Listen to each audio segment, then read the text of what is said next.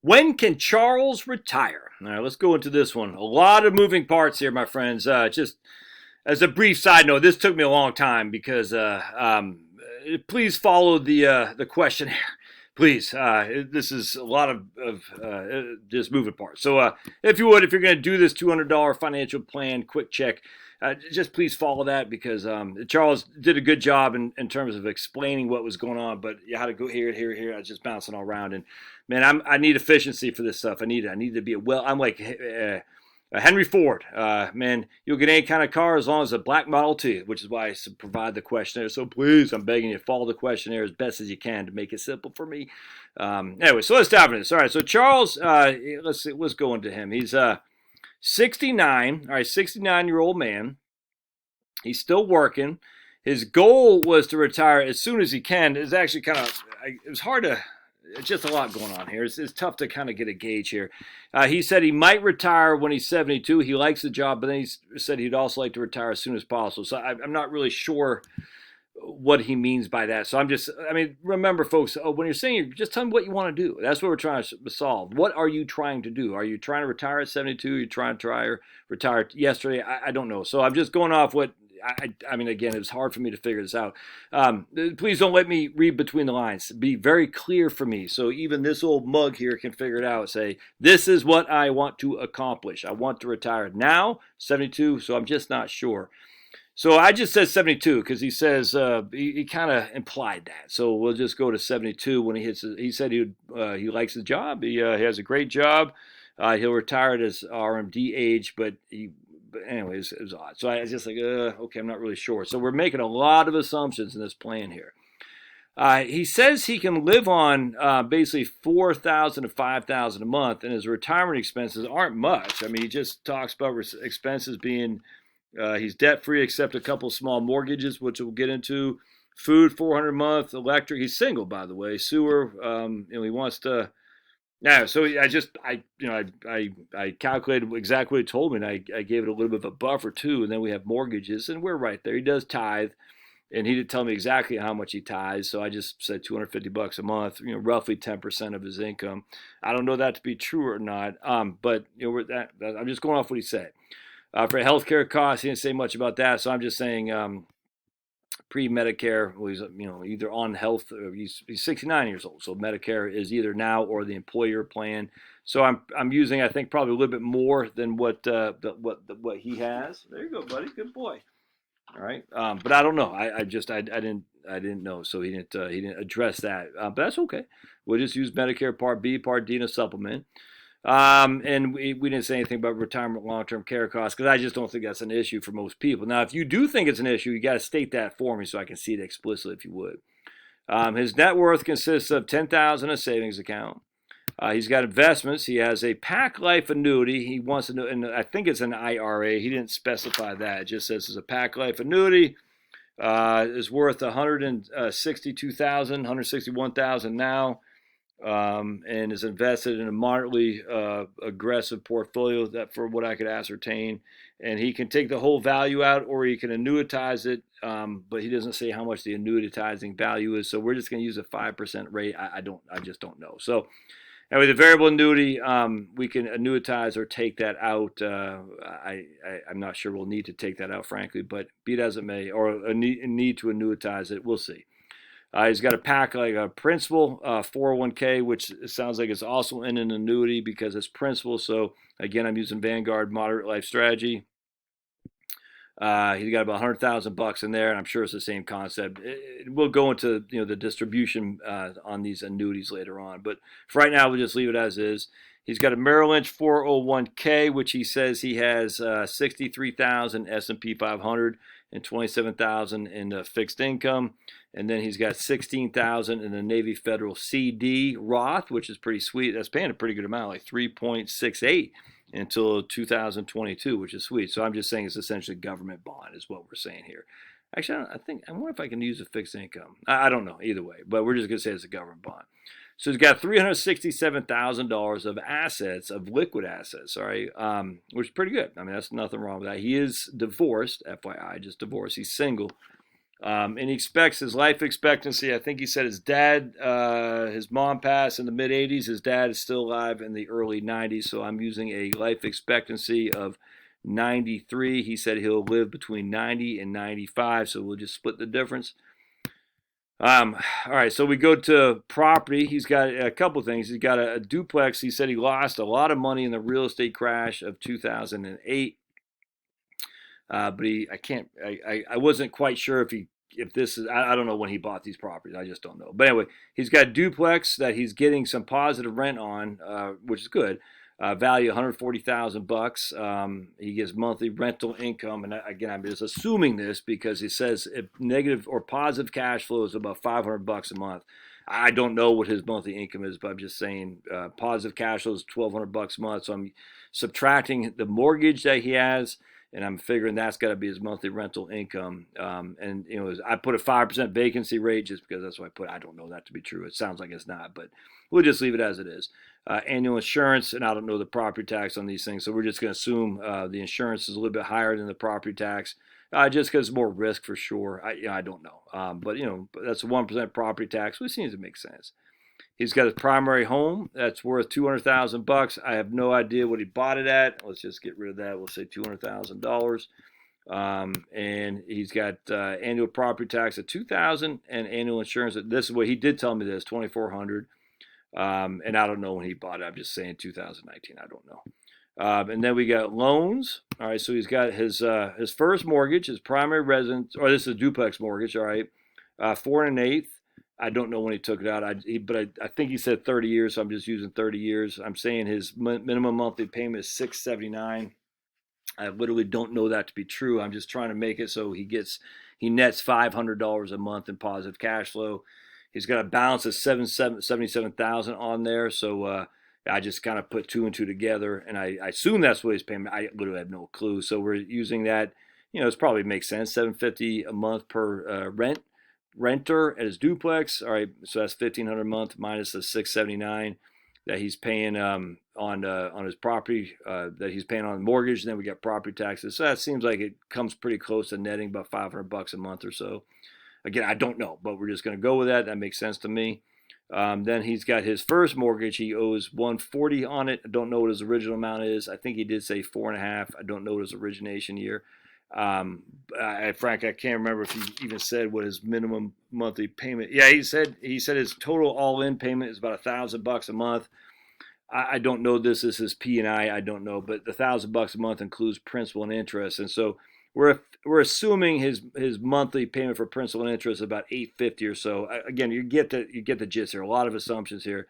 I think we're pretty close. I think this will be fine. Actually, I don't think we need to be too specific here. That we're going to be just fine. He says because he's not married or a divorcee, that his daughter, who is a CPA, is a trustee for his estate.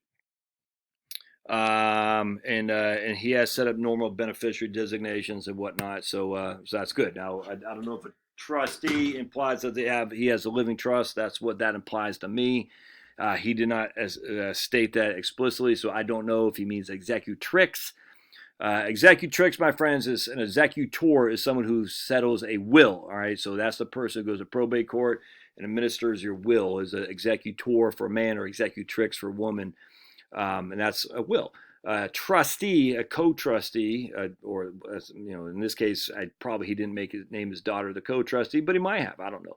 But a successor trustee is the person who administers a living trust, which becomes irrevocable at your death. So, two different things going on there. A trustee is someone who serves an estate, a trust. Executor, executrix is someone who serves as a will. So I'm not sure what's going on here. By inclinations, they probably got that right. He's just using the wordage. And most people do that, Frank. I'm not banging on that. But most people do confuse the two. When I hear the word trustee, my first thing is trust. And he didn't say anything about a living trust. So I don't know if any assets are titled in the living trust. Is the investment property titled in there? I don't know. That would be something that would make sense to me, but he didn't state that, or at least an LLC, a limited liability company. I just don't know. So given that his daughter's a CPA, we'll assume the estate docs are set up correctly, but I'll have to put that back on him for sure. Let's see. All right, so we got, like I said, he said he could live on 48,000 or 4 to 5,000 a year. I can comfortably live on 48,000 a year to 5,000 to 6,000 a year, or 60,000 a year, which is 4 to 5,000 a month. Excuse me. He plans to travel when he retires. It's still not quite sure when he's trying to, so we're just going to use the age of 72 for his RMD. Then we'll back it up if we need to, for sure. Anyway, so a lot going on there. It's a lot of assumptions, and just folks, again, just going forward, don't leave me to make the assumptions. Please, please, please, please. Be very clear with me so I can do this, because you know what they say about assumptions? They make an ass out of you and me, and I don't like being an ass. I literally have no clue if I'm reading between the lines here. So please be explicit. And I know it sounds like I'm banging on Charles. I'm not. This is a learning experience for everybody. It is. It's a learning experience for me to be more maybe definitive on saying I need this information in this order.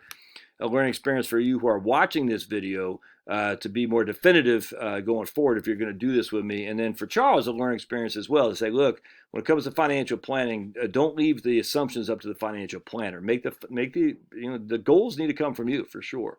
Say explicitly, this is my goal. That way a financial planner can say, okay, let's see if we can make that happen. If not, here are your alternatives. It's good for everybody for sure. All right, so here's the issue when it comes to variable annuity. I tell you, we'll go back a little bit because annuities do have a fee to them. We talked about goals. We talked about healthcare costs. So let's talk about income. He does get a spousal benefit right now, and that will be until February of 2021. I'm just cutting it off at the end of this year because it doesn't give me a specific date. It just says, a year. It doesn't say I can cut it off in February 2021. So we're using Charles' spousal Social Security. We're saying his taxes, Social Security will make this 2.6% for inflation, and that's it. And then once he stops off that, he'll go on his own benefit, which he said he thinks he gets $3,000 a month, and I got the impression that was at PIA. But he didn't say. He says my benefit will be at least $3,000 a month and might be as high as $3,500 a month. So I literally have no clue if that's PIA. I just don't know. So we're just going to go with it, $3,000 a month. We're going to say that's his PIA. I frankly don't know, but given that he said it could be as high as $3,500 a month, it's a tough one there. Actually, maybe we'll go back and let's change. Let's make this. We'll make this $2,700 a month. Let's err on the side of caution here. I don't know. And then his salary right now, he said, is about $100,000 a year. I think he said between 90 and 100,000 with great insurance, lots of OT. So I'm just saying 100,000 a year. Come on, buddy. There you go. Good boy. And savings, he's maxing as 401k, and they do contribute a 6% primary match. So that's pretty good there. We talked about expenses and all that. All right. His daughter, the CPA, is not keen on doing Roth conversions while he's making this kind of money, and I could not agree more with that. I think that's spot on. All right, we talk about investments? All right, so let's go to investments. And I'm just saying to be a moderately aggressive portfolio, 59 to 41. We're only getting a 5.1% rate of return with a 10% standard deviation.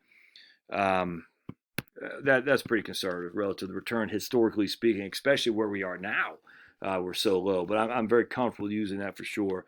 It sounds like his daughter wasn't it sounds like he got out of the market when Trump was elected, even though he's not against the Trumpster, but he's getting back in now.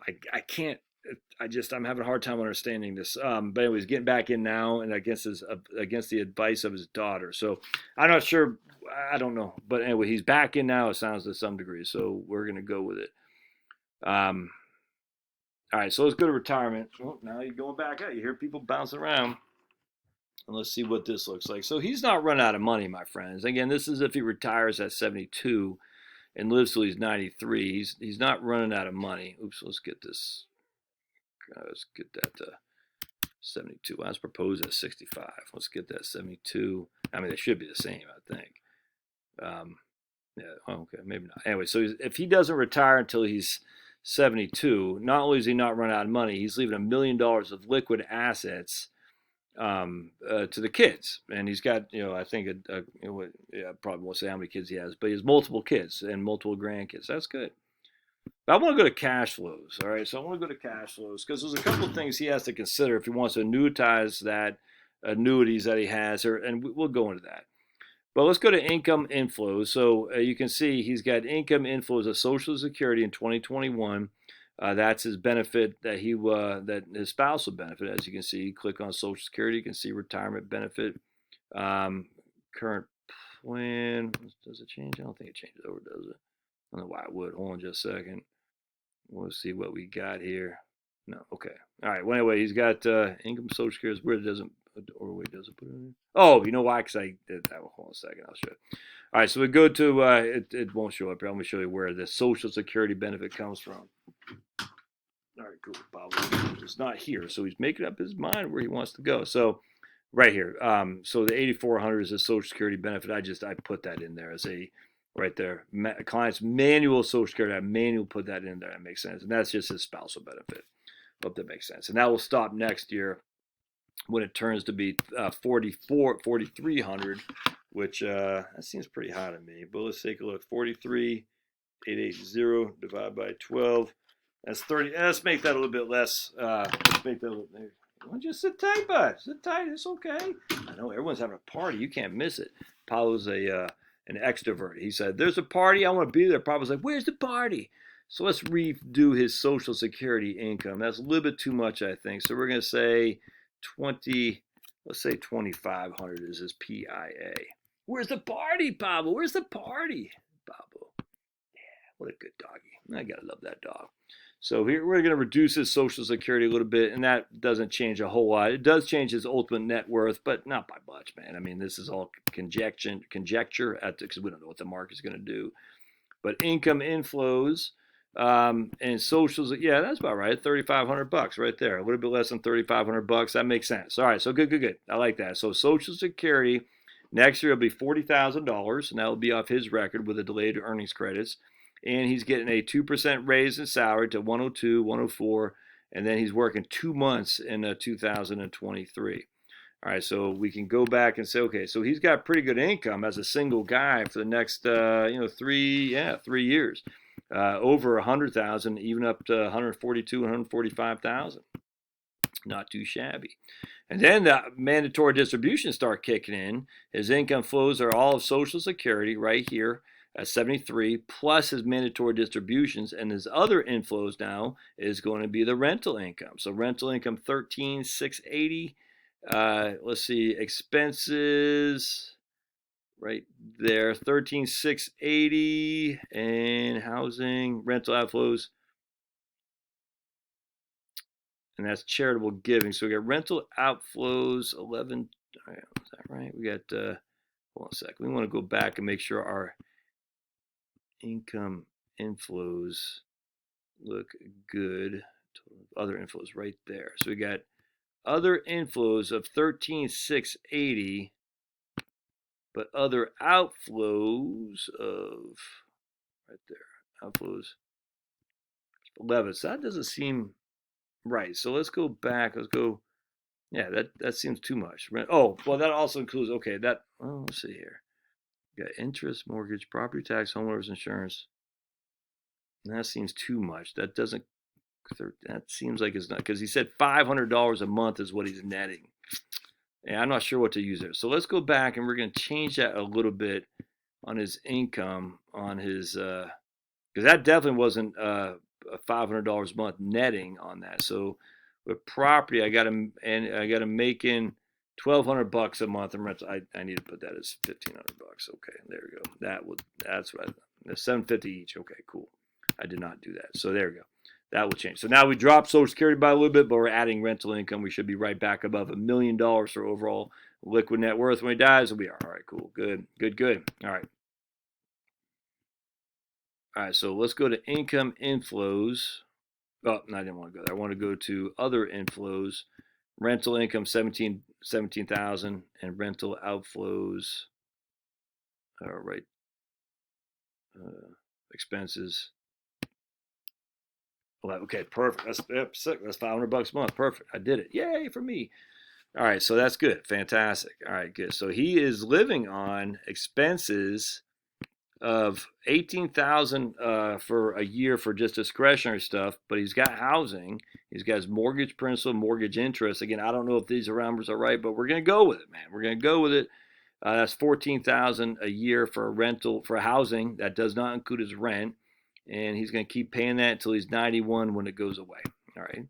And then we got his rental outflows. We already talked about that. So, I mean, and then he's got his charitable giving. So it's costing him, like I said, between $4,000 and $5,000 a month to live on, and that's between $4,000 and $5,000. Let's make his living expenses higher, shall we? Let's just make this so living expenses right here. Let's make this instead of $1,500. Let's say it's gonna be, let's say $1,750, shall we? That's three. Yeah, let's just say a nice clean $2,000 a month for simplicity. All right, and we're gonna say expenses. Oops. $2,000 a month. It doesn't sound like that's it, but again, we're making a lot of assumptions. So if I'm doing the assuming, I'm gonna make it seem worse than it might well be. Let's just. All right. So let's go. My kids are playing electronics because we're quarantined. All right. So let's see what we got here. All right. That does change a little bit for his overall ability for success. Not his probability of success, but how much he's leaving. And that's, in my opinion, not a big deal at all. Let's go to cash flows again. I also want to see what his total expenses are. Yeah, 52,000. That sounds about right. I think 50,000 a year is, 52, 53 is between 4 and 5,000 a month. That makes sense. And partly is because he does have taxes. So let's just take a look at the tax man here. And yeah, I mean, look, he lives in Georgia. That's where he's domiciled. So that's 4% state tax rate is not going to, I'll tell you, let's make him live in Tennessee. That's one thing about the software that drives you crazy is it has you living in Georgia. It doesn't recognize the tax benefits of each individual state. And you can't really expect the software to do that because each state is so unique and it changes so fast. There's no way financial planning software is going to be able to keep up with it for sure. But let's go back to the tax. So I'm just going to live in Tennessee just to show you he's not going to pay Georgia tax once he retires. Yeah, 15% for a single guy. That's not so bad. Let's just look at tax return. And we're going to go down to 2027. All right, so 2027, 47,000 of Social Security, 36,000 is taxable. So not 36 divided by 47. Yeah, it's only 76% is taxable. That's good. He'll have 25,000 of required distributions. Total income is 83,000 minus standard deduction minus personal exemption. He'll have $67,000 of taxable income, of which 11,000 will be taxed. So he'll pay $11,000 on 67,000 of taxable income, but he's actually paying $11,000 on 83 plus another 11 there on 94. So he's paying $11,000 on 94,000 total income. Yeah, 11.1% tax effective tax rate. That's pretty doggone good if you ask me. So I'm very much okay with that. All right, so let's take a look here too, because going back to cash flows. So he's got 43,000 from Social Security, and his total expenses are 64,000 plus taxes. So he definitely needs money from other sources, which he'll have from rentals and he'll have from planned distribution. So his question was, should he do annuities? I want to show you something. I want to go to, we're going to go to profile. So remember what this looks like. All right, so this is just assuming the annuities don't have any fees to them. 9/11, all right? That's what it is, 9/11. Now what we're going to do is we're going to show you a 2% fee that the annuity has, which is probably even more than that because those annuities aren't cheap, man. So we're going to go to expenses, and we're going to go to tax expense and fees, and we're just going to say there's a 2% AUM fee, assets under management fee, just as all-encompassing, which is, I'm telling you, it's probably even more expensive than that. Remember, it said 9/11 before. What's the C now? Let's take a gander, shall we? Now, that will cover $695. You see that right there? So the current plan is $695. That's a significant, I guess we could do it here too. I should have just done it there. So we do a 2% fee here. Yeah, there you go. Actually, I could have just, in fact, you all have access. So what you guys don't have access to this, I don't think, but you do have access to the profile expenses tab, where you can see how much the fees are going to cost you, taxes and fees, and you can just change that over if you want. All right, you can change that to whatever you want, which is pretty cool. Anyway, you can see the value, the destruction of those fees. I mean, that's $216,000, man, just from paying 2% a year in fees. Annuities don't charge 2%. The hell they don't. Just look at the fees, man. They certainly do. They certainly do. So his question would be, should you annuitize it? I don't think so. I mean, if you annuitize it, I just don't think so. Let's put it this way. What you should do, Charles, I just roll these over to just either a Schwab, the intelligent portfolio, or I roll it to a Vanguard. You can even use their personal advisory services if you want, or you just do index funds. I do it, or a Wellington fund.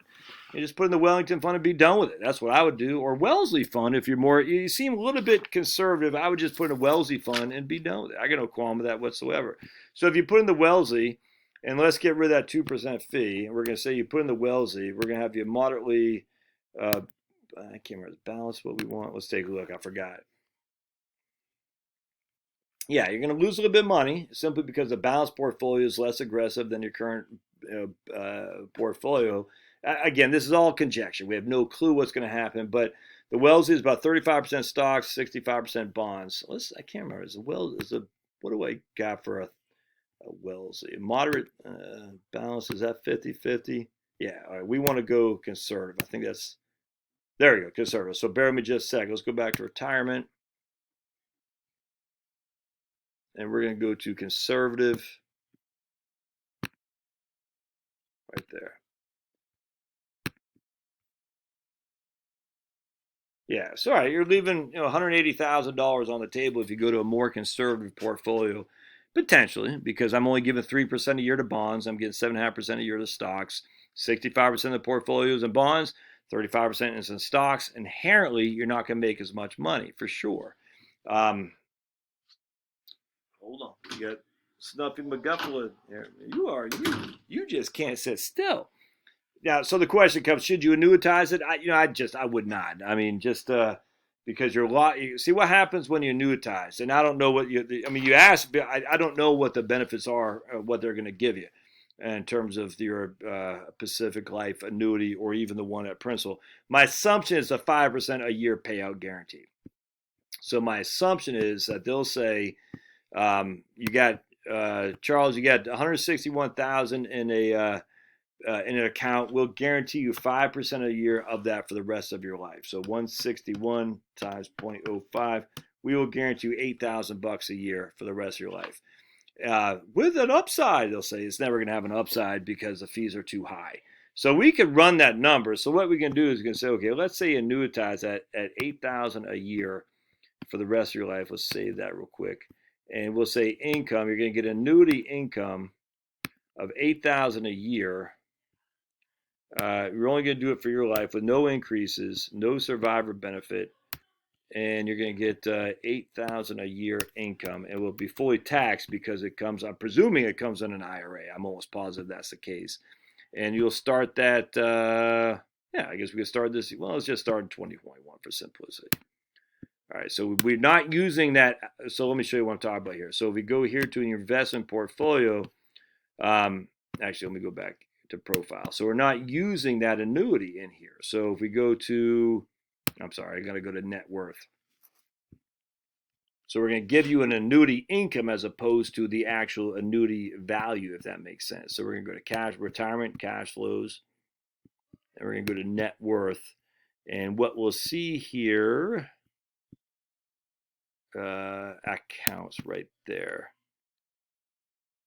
Yeah, 401k is your 401k 126, which is your Merrill Lynch stuff and your Principal stuff combined. That's it. So you can see here that your ending balance by accounts is 285, which is actually I want to go annuity, qualified annuity, which is your where is that coming? Hold on a second. Let's go back. Let's see where we got. Where's that other annuity here? Did I not? Yeah, 205. You see that? Okay, so it's not using that right there. You got your Merrill Lynch, 99,000 bucks, just stocks. We got your qualified annuity, 99,000 bucks. Oh, we're assuming that's going to grow at 5%. That's at 106. Gotcha. Okay, so hold on just a second. Let me go back. I know I'm not making any sense. Bear with me just a second here. So here we got, I'm going to go to cash flows, and they're saying your net worth accounts is 285. This is your Merrill Lynch 401k. Yeah, okay. That's your Merrill Lynch 401k because you're adding to it, and on top that's growing at roughly 5%. Then we got your annuity, your qualified annuity, which is your principal old 401k. And again, I'm assuming that's an annuity. The only reason I say it is because principal, and it has Mass Mutual in here, which tells me it's an annuity. So we're saying that's growing as well. So that makes sense. Okay, good. Let me just show the difference here. So if we go back to ending balance by accounts, we got 285. If we go back and check this annuity, this Pac Life one, it'll be 285 plus 161 with a little bit of growth in there. So let's see. Hold on just a second. What a good doggy. Cash flows, accounts, 454. All right, there you go. So it did work. That's what we wanted to see. So we want to uncheck this and show you if you do annuitize it and you get $8,000 a year for the rest of your life, what are we looking at from an overall income stream? I'm not income stream, but retirement stream.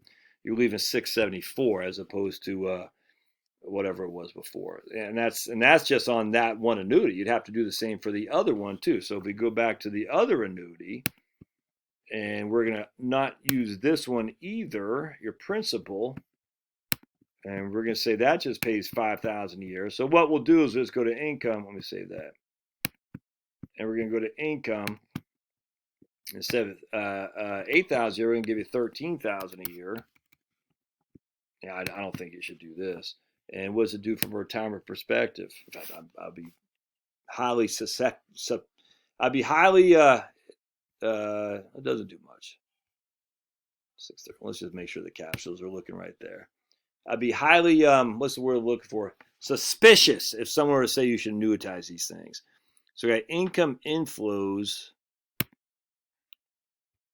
annuities right there. Okay. And you're only going to be around for another 20 odd years or so so I just don't think it's worth it. I mean, you're going to do 13,000 a year times 20, you're going to get $260,000 of income off those annuities, and those annuities are worth between them $260,000. I mean, again, I'm just assuming a 5% distribution rate guaranteed. It might be 6%, but it's not worth it, man. No way, no how. I mean, look at that. You get 13,000 a year, 5% on the 100,000 with the principal, 5% on the one with Pac Life. If you're going to be around for another 20 odd years or so, you're just getting, what did I say, 23 years divided by 23. No, you're getting a little bit more, but 13,000 times 23. Yeah, that's $300,000, but they're already worth 261,000 now. Yeah, don't do that. Don't annuitize these things. No way, no how. All right, so let's get rid of that annuity income. That it doesn't make sense to do annuity income. No way, no how. And then we'll go back and put these annuities in there back into your portfolio. But what I would recommend you do is I'd absolutely recommend that you roll those over to Schwab, roll those over to Vanguard without question. And I'd do it moderately. It just seems like seems like you're, I don't want to say nervous investor because it sounds like I'm berating you. I don't mean like that. A concerned investor, if that makes sense. So don't go crazy, man. Just go like a Wellesley fund or a 50-50. The Vanguard Balanced Index Fund's fine. But don't go crazy. Don't go crazy. Just keep it simple. Keep it stupid. I mean, that's all there is to it. Keep it simple, stupid. I mean, I would not mess around with this too much. But remember, these annuities are costing you an arm and a leg. For them just to sit there, the fees are just through the roof. Don't do that. So anyway, that's my recommendation there. I would not annuitize. I don't think you should be doing any Roth conversions, for heaven's sake. I mean, look at this, man, because your retirement income is already in. If you look at cash flows, because of those duplexes that you have, those rentals, you're already making 70, your income here, $84,000 a year. You're already in the 22% tax bracket, man. So to do Roth conversions, I mean, what's the point other than leaving more to your kids? Well, let your kids pay the tax on that money.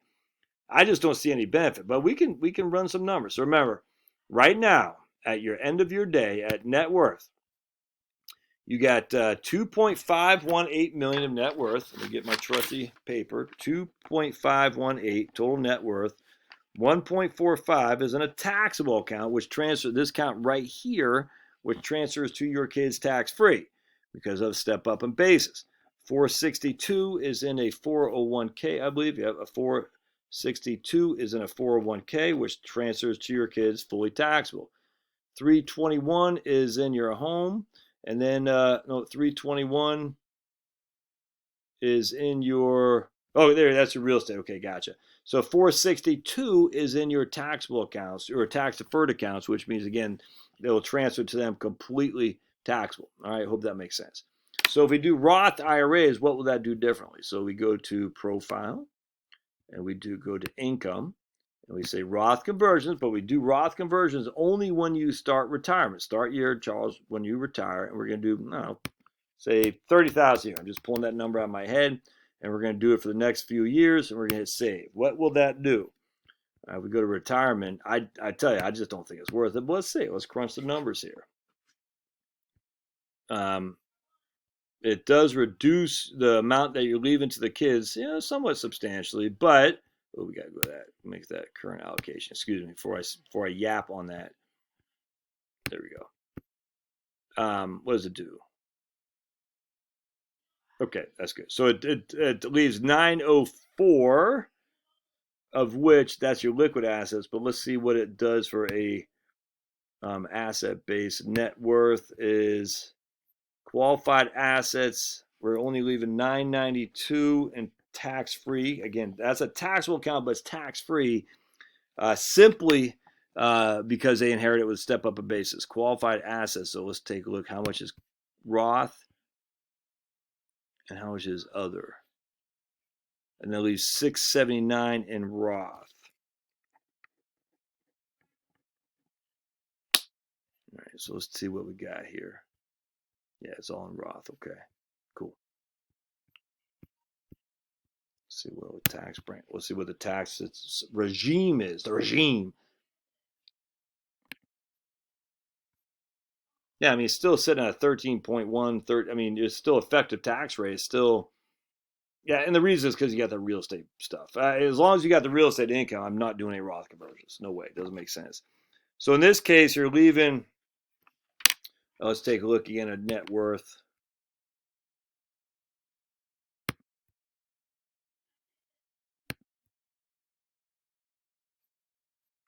$2.493 in total net worth you're leaving to the kiddos and grandkiddos.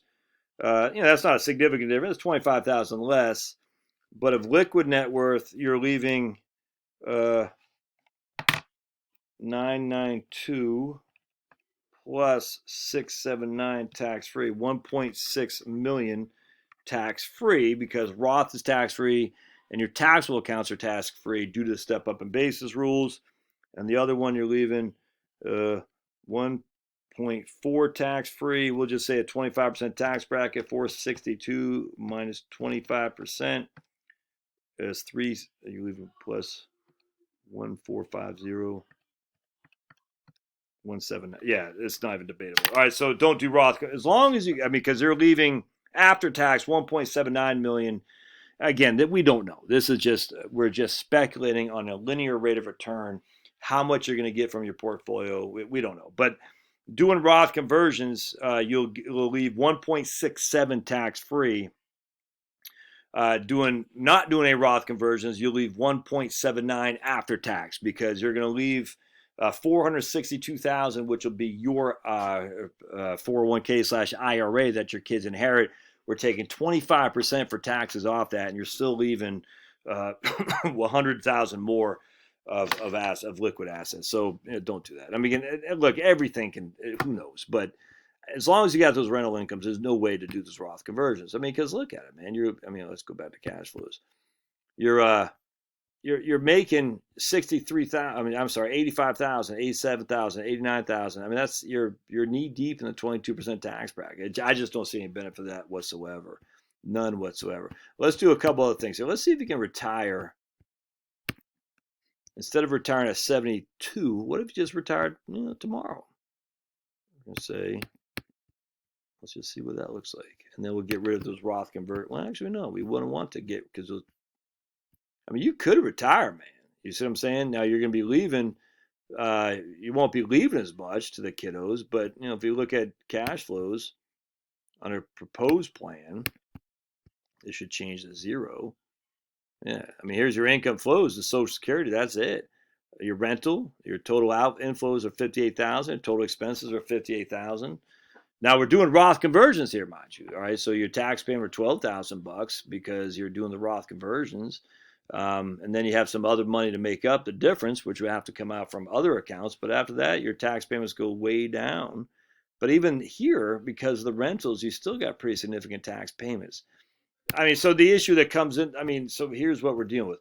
We can always make your taxes lower by having you not work. That's a fact. And I mean, regardless of the Roth IRA or not, if you want your taxes to be low, just don't work.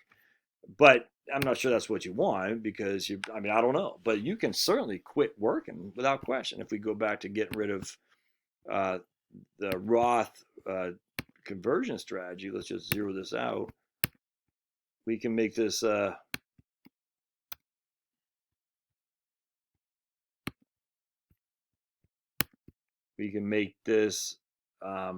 bear with me just a second.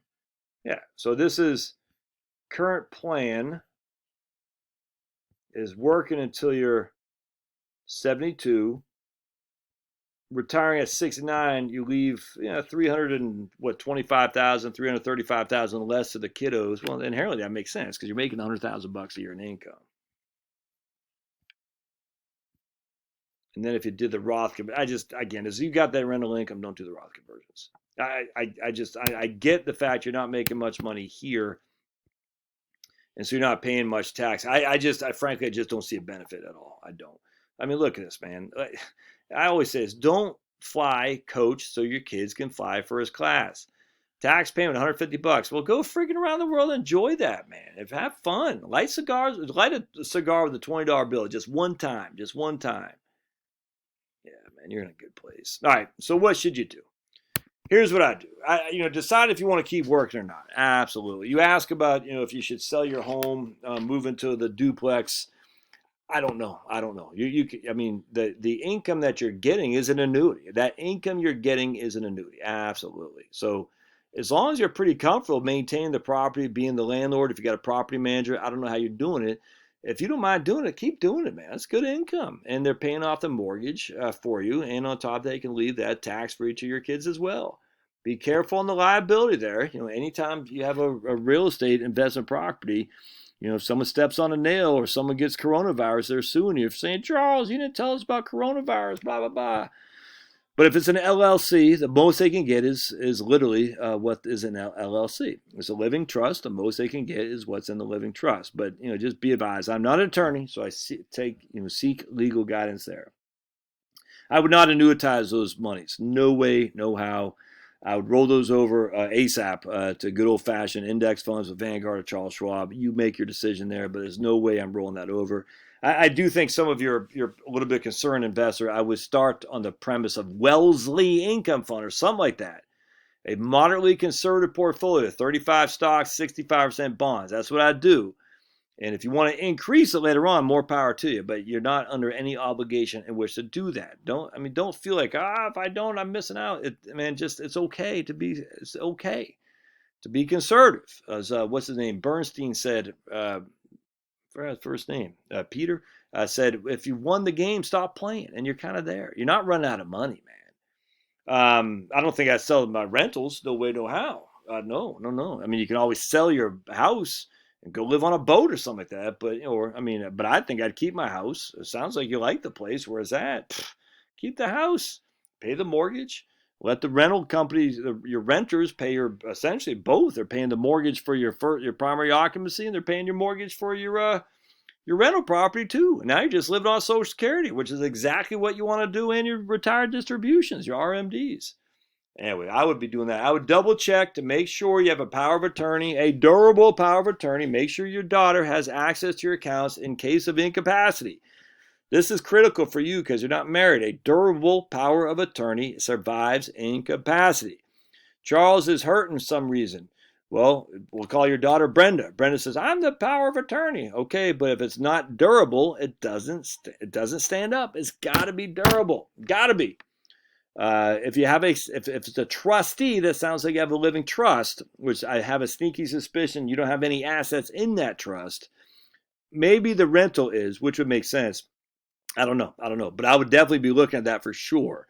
If you want to retire now, retire. Absolutely, man. Social Security's kicking in. I got no qualm with that at all. Just remember, if you do and you take your own Social Security benefit, you will lose your spousal benefit. So don't take your Social. I don't know about that. I mean, because you're leaving. I mean, maybe work until next year when your spousal benefit kicks off, and you can take your own, I guess, when you hit 70. That might be the goal. You say, okay, I'll keep my spousal benefit just to get something. Kick out of here at February of 2021. When my spousal benefit goes away, I'm 70, I'll get my own benefit. That would make sense. That's probably a good time to look at retiring. I guess that's pretty much it. Talk about investments, talk about estate planning, talk about retirement. Don't annuitize, no way, no how. Talk about if you should sell your home and move into one of your rentals. I don't see that, but I'm not an expert in that stretch because I don't know exactly what's going on there. And not doing Roth conversions. Yeah, I think that's what I do. I hope this helps. Folks, you have questions, thoughts, concerns, or recommendations for old Charles here, put them in the show notes. And if you have any questions for me, Charles, just send me an email. All right, thanks now.